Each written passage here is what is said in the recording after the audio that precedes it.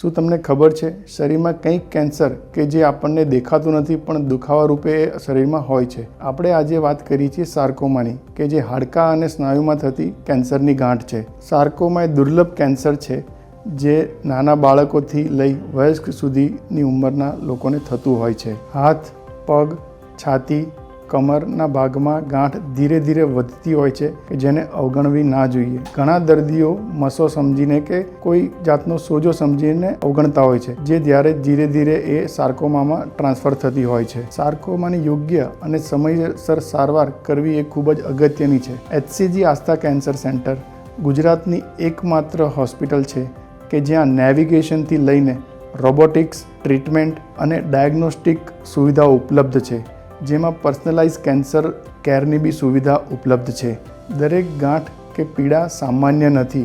જો તમારી આજુબાજુમાં કોઈ વ્યક્તિને હોય તો એની સમયસર યોગ્ય સારવાર કરવી બહુ જ જરૂરી છે. સાર્કોમાને જાણો, સમજો અને આગળ વધો.